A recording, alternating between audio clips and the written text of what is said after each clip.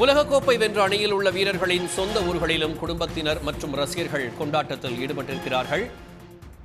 19 வயதுக்குட்பட்டோருக்கான உலகக்கோப்பை கிரிக்கெட் போட்டியில் இந்திய அணி சாம்பியன் பட்டத்தை வென்றிருக்கிறது. அண்மை செய்தியை காணலாம். இங்கிலாந்து அணிக்கு எதிரான இறுதிப் போட்டியில் 100 ரன்கள் வித்தியாசத்தில் வெற்றி பெற்று இந்திய அணி அசத்தல் வெற்றி பெற்றுள்ளது.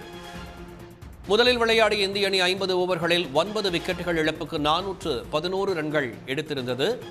இந்திய அணியில் அதிகபட்சமாக வைபவ் சூரியவன்ஷி 175 ரன்கள் குவித்து அதிரடி ஆட்டத்தை வெளிப்படுத்தினார். பின்னர் விளையாடிய இங்கிலாந்து அணி 40.2 ஓவர்களில் 311 ரன்கள் மட்டுமே எடுத்து தோல்வியடைந்தது. இளையோர் உலகக்கோப்பை போட்டியில் 6வது முறையாக இந்திய அணி சாம்பியன் பட்டத்தை வென்று அசத்தல் வெற்றி பெற்றிருக்கிறது.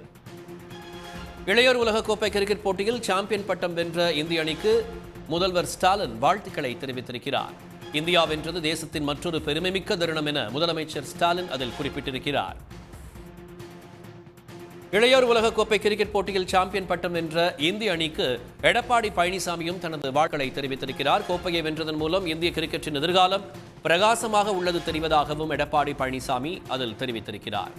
இளையோர் உலகக்கோப்பையை இந்திய அணி வென்றதை அடுத்து பல்வேறு நகரங்களில் ரசிகர்கள் கொண்டாட்டத்தில் ஈடுபட்டு வருகிறார்கள்.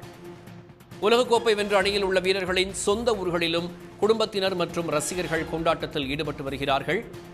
19 வயதுக்குட்பட்டோருக்கான உலகக்கோப்பை கிரிக்கெட் போட்டியில் இந்திய அணி சாம்பியன் பட்டத்தை மீண்டும் வென்றிருக்கிறது. இங்கிலாந்து அணிக்கு எதிரான இறுதிப் போட்டியில் 100 ரன்கள் வித்தியாசத்தில் வெற்றி பெற்று இந்தியா அசத்தல் வெற்றியை பதிவு செய்தது.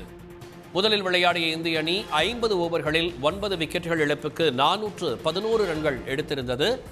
இந்திய அணியில் அதிகபட்சமாக வைபவ் சூரியவன்ஷி 175 ரன்கள் குவித்து தனது அதிரடி ஆட்டத்தை வெளிப்படுத்தினார். பின்னர் விளையாடிய இங்கிலாந்து அணி 40.2 ஓவர்களில் 311 ரன்கள் மட்டுமே எடுத்து தோல்வியடைந்தது.